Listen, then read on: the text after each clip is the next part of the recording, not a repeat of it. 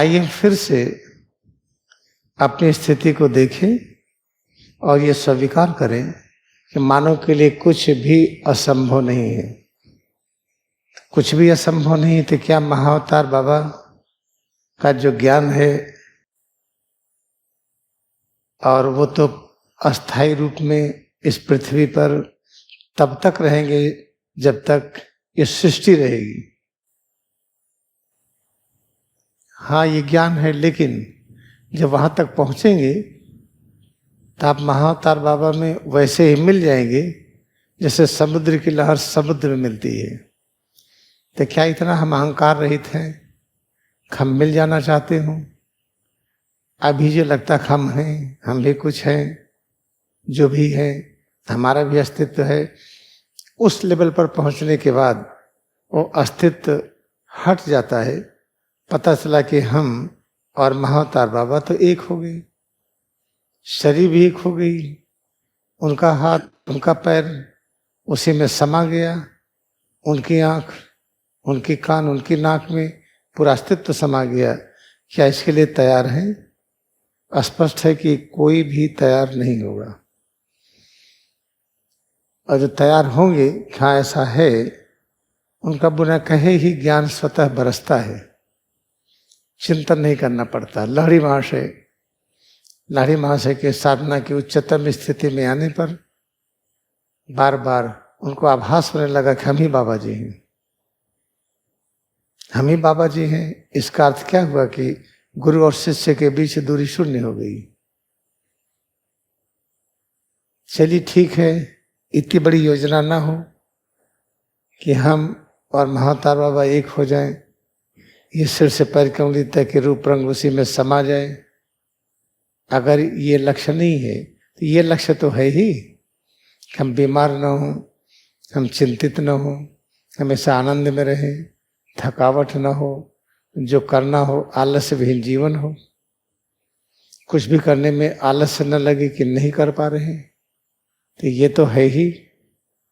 चलिए, जब ये है जीवन का लक्ष्य तो उसकी प्राप्ति भी इसी क्रिया योग से होगा।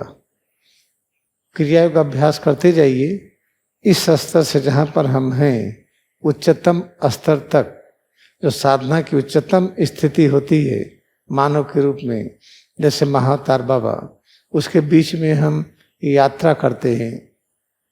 और जिस यात्रा पर जाने के बाद, जिस जगह पहुंचने के बाद हम एकदम संतुष्ट हो जाते हैं, वहीं यात्रा रुक जाती है। फिर बाद में पता चलता है कि हम संतुष्ट नहीं हैं, ये तो संतुष्टि झूठी थी।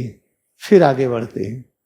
जैसे एग्जाम्पल के लिए, एक कार हो जाती तो बहुत अच्छा होता, कार हो गई, हमें कार हो जाए, बाकी और कुछ नहीं चाहिए।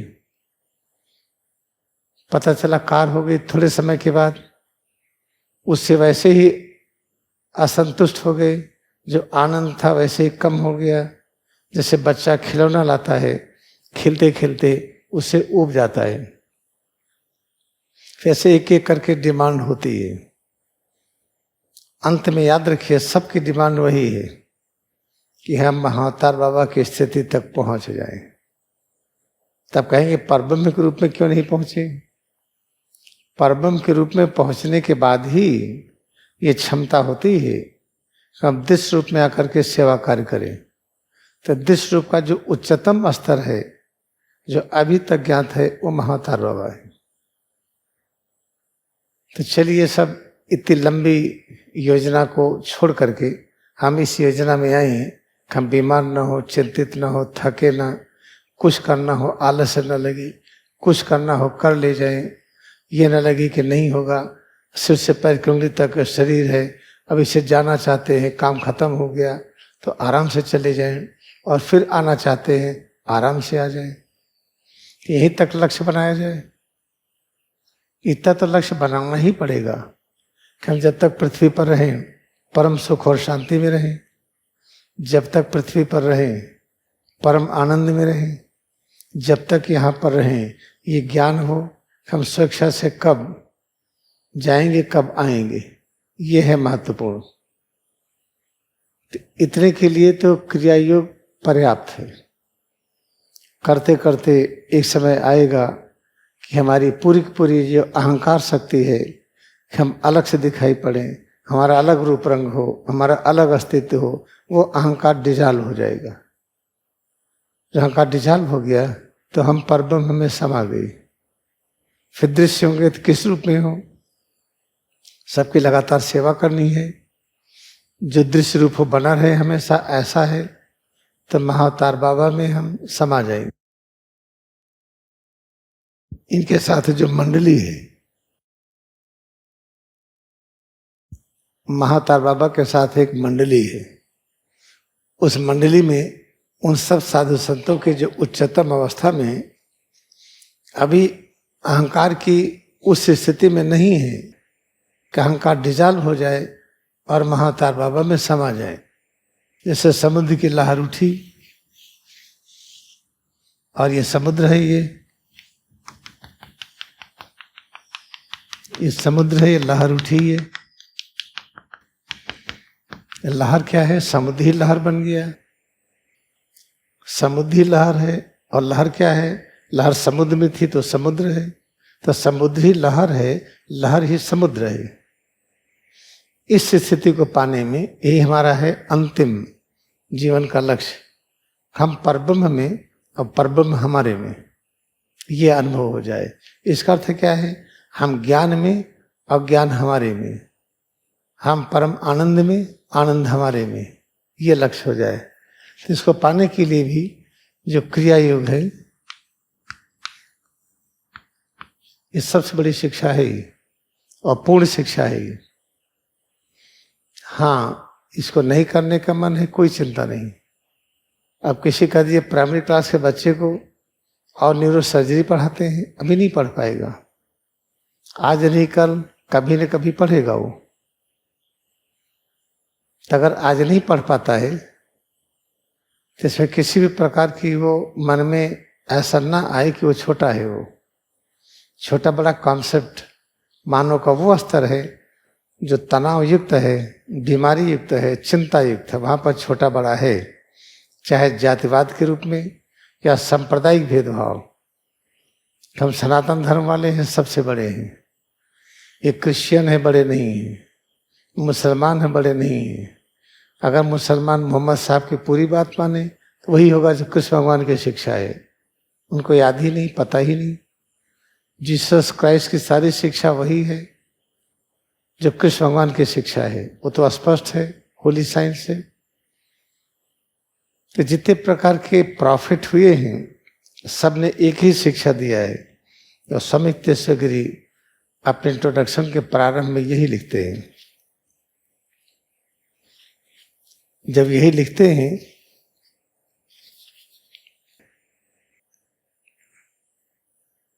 There is an essential unity, मतलब compulsory unity, means 100% unity, this ultimate truth in all religions. What is religions? Anybody who is teaching, become calm and quiet, do not fight, unite together, live together, stay together. A religion teaches only one thing, stay together. अच्छी तरह से याद रखिए कि अगर हमें जीवन में क्रिया योग करना है तो सुख और शांति का रास्ता यही है। जैसे समुद्र कहता है कि मैं लहर हूँ, लहर कहता है कि मैं ही समुद्र हूँ। दोनों में दूरी नहीं है। जो दूरी दिखाई पड़ती है ये भ्रम है। ये एक समुद्र की यात्रा है। ये समुद्र ऐसे ही व्यक्त होता है। ये तो कुछ भी हो, क्रियायोग अगर कोई नहीं करता है, नहीं कर पाता है, तो उसकी निंदा नहीं होनी चाहिए, उसको अयोग्य नहीं समझना चाहिए। जैसे आप बहुत बड़े डॉक्टर हैं, इंजीनियर हैं, या बहुत बड़ी टेक्निकल एक्सपर्ट है, अभी छोटा बच्चा पैदा हुआ है, नहीं है। तो ये जैसे हम घर में पैदा होते हैं, ऐसे सिर से पैर कंगली तक एक घर है। इसमें कौन पैदा हुआ है? जो पैदा हुआ है कैसा है? वो उसका शिशु रूप है कि बालक का रूप है कि और बड़ा है कि और बड़ा है, पूर्ण वयस्क है। इसमें जब पूर्ण वयस्क होगा तो लड़ी मासे का रूप हो जाएगा। ये पूरा बदल जाता है, घर बदल जाता है। तो घर नित्य प्रति बदलता है ये, और जब बदलता है तो अपने अंदर जो मन है ये बदलने नहीं देता है। मन हमेशा आदत के साथ होता है। जैसे आप एक कमरे में सो रहे हैं, कमरा बदल दिया जाए नींद नहीं आएगी। इस घर में रह रहे हैं, आज उस घर में सोइए अजीब सा लगेगा, क्योंकि मन आदत के साथ है। जब आप क्रिया योग ध्यान करेंगे तो घर बदलता ही है। बहुत अच्छा करेंगे तेजी से बदलेगा, फिर मन कहेगा पता नहीं क्या हो रहा है, तबीयत ठीक नहीं है, ये ठीक नहीं है, वो ठीक नहीं है, जबकि ऐसा नहीं होता है। तबीयत गड़बड़ हो ही नहीं सकती है, बीमारी का अस्तित्व तो है ही नहीं, चिंता का अस्तित्व तो है ही नहीं। जो लगता है उसका कारण ये है कि सिर से पैर की उंगली तक इस घर का, इस मकान का, इस राष्ट्र का जो राजा है मन है। मन राजा होने की वजह से चूंकि आदत के साथ रहता है, जब ध्यान करिए बदलता है, और जब बदलने लगता है तो मन कंफ्यूज होता है, ठीक नहीं लग रहा है। कैसा लग रहा है? कमजोरी लग रही है। कमजोरी लग रही, क्या है कमजोरी बताइए तो हमें, क्या है कमजोरी? तो समझ में नहीं आ रहा। कुछ करना चाहते नहीं कर पा रहे, चलने का मन नहीं है, अभी सांप आ जाए तो ऐसा भागेंगे पूछिए नहीं, उनसे तेजी से भाग लेंगे जो कहते बहुत भागते हैं।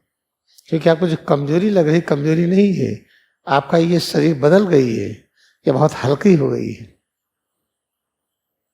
कभी हल्की होना, कभी भारी होना, कभी कुछ होना, कभी कुछ होना, ये क्या है? ये परिवर्तन की क्रिया है। जब क्रिया योग करते हैं तो परिवर्तन तेजी से होता है। इसके लिए नहीं तैयार है तो क्रिया योग नहीं करना चाहिए। अगर आप चाहते हैं उसी रूप में बने रहेगा, अज्ञानी, चिंता में ग्रसित, मोह में ग्रसित, आदतों के बंधन में ग्रसित, निरंतर अभाव में, अज्ञानता में, उसमें रहने का मन है तो क्रिया योग नहीं करना चाहिए। सभी धर्मों में एक सच है, चलो हम खोजते हैं तो खरीद के लाएंगे वेदास, गीता, महाभारत, रामायण, रामचरितमानस, गुरवाणी जो गौतम बुद्ध साहब ने पढ़ाया, महावीर स्वामी ने पढ़ाया, वो ले आएंगे। कुरान लाएंगे, जो जुडिज्म है वो ले आएंगे, सब ला के रखिए। चलिए सब में खोजते हैं कि एक ही चीज है, कभी ये भूल मत करिएगा। बुद्धि खोज नहीं सकती है, पढ़ के पूरा याद कर लीजिए, आप खोज नहीं पाएंगे। और जब खोजने का तरीका क्या है, फिर स्वामी तेश्वरी की शिक्षा को कैसे हम लें? बड़ा आसान है। एकाग्र हो जाइए पैर में, खोजिए कि जो पैर में है वही हाथ में है, वही पीठ पेट सीना में है, वही गला चेहरा सिर में है। तो क्या है इसमें? इससे जुड़िए। कैसे जुड़े हम? वही तो अभ्यास करते हैं। जुड़ते जुड़ते पता चलेगा कि प्राण है जो इसमें बह रहा है, प्राण ही जो हड्डी हो गया है, प्राण ही है जो खून बन गया है, वही चमड़ा मांसपेशियां बन गया है, वही प्राण आंख नाक कान ये बन गया है। और जब ये खोज करने लगते हैं तो ये खोज अपने आप हो जाएगी। सभी धर्मों में एक सच है। उसी समय ये भी खोज हो जाएगी कि जो हम पढ़ते हैं क ख ग, जो पढ़ते हैं आ से लेकर के छत्र ज्ञा तक, स्वर और व्यंजन, आ का मतलब ज्ञा, ज्ञा का मतलब आ का मतलब का का मतलब आ का मतलब खा का मतलब का, ये कैसे? बुद्धि से समझ में नहीं आएगा।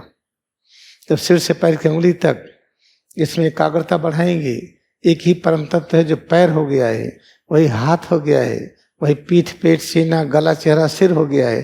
तो इस खोज में लगेंगे, तब आपको पता चलेगा आ का मतलब का मतलब खा का मतलब ग, इसका मतलब ये सब एक ही मतलब है। हर अक्षर एक ही सत्य को व्यक्त करते हैं और प्रत्येक वाक्य एक ही सत्य को व्यक्त करते हैं। जैसे को हम बहुत श्याम, एक पर्व में सब रूपों में है, तो एक पर्व में सब रूपों में है। भगवान एक हम बहुत श्याम, दोनों का एक मतलब है। भग का मतलब क्या है? जो लगातार बहता रहे। लगातार कौन बहता रहता है? निराकार परब्रह्म चित्त बहना शुरू किए, 24 तत्व, फिर 24 तत्व बहना शुरू किया, एक सर्किल बनी चित्त से लेकर के पृथ्वी तत्व तक, फिर ये सर्किल ये बनी। लगातार जो बहने की क्रिया, ये क्या है? परब्रह्म के साथ एक होना। एको हम बहुत श्याम ये क्या बताता है? वही परब्रह्म सब रूप में वही व्यक्त है 24 तत्वों में। दोनों का मतलब एक ही हुआ ना। इसलिए याद रखिए, खूब ध्यान करिए, खूब सेवा करिए। अगर आपने सेवा को परम धर्म मान लिया है, सेवा जो भी आता हो, बैठिए मत। बैठेंगे बूढ़े हो जाएंगे जल्दी, पैरों में डिस्ट्रॉफी हो जाएगी, हाथ की मसल सूख जाएंगी, आंखों में चश्मा बढ़ने लगेगा, कान से सुनाई नहीं पड़ेगा। जितना बन पड़े, जितना के पास सामर्थ्य है, सिर से पैर की उंगली तक इसको सेवा कार्य में लगाए रखिए। ये है महत्वपूर्ण।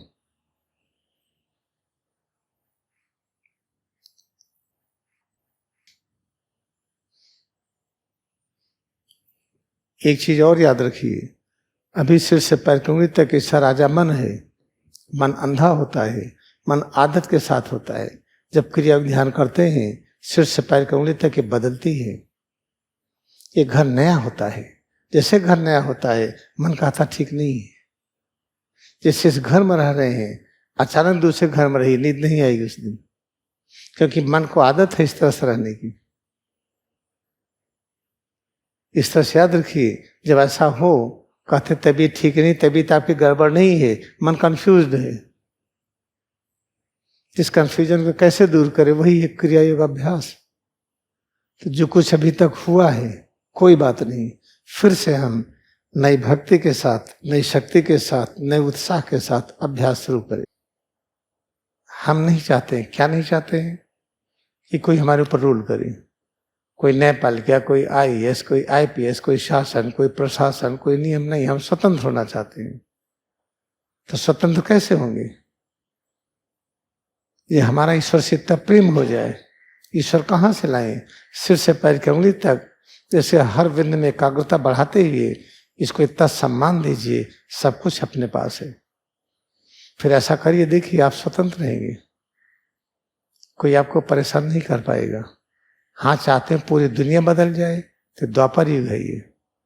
कुछ बदलाव होगा, ऐसा नहीं कि इस द्वापर युग में बदलाव आएगा 8000 ईस्वी में जो आएगा।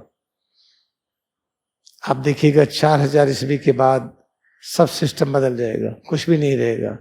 ना राष्ट्र का संविधान ही रहेगा, ना ब्यूरोक्रेसी रहेगी, ना जुडिशरी रहेगी, कुछ भी नहीं रहेगा। तो आप सोचिए वो अभी हो जाए, ऐसा नहीं होगा। हाँ, अभी आप अपने को बदल सकते हैं, आप अपने को भयमुक्त कर सकते हैं क्रिया योग के द्वारा। आइए हम लोग अभ्यास करते हैं कुछ देर।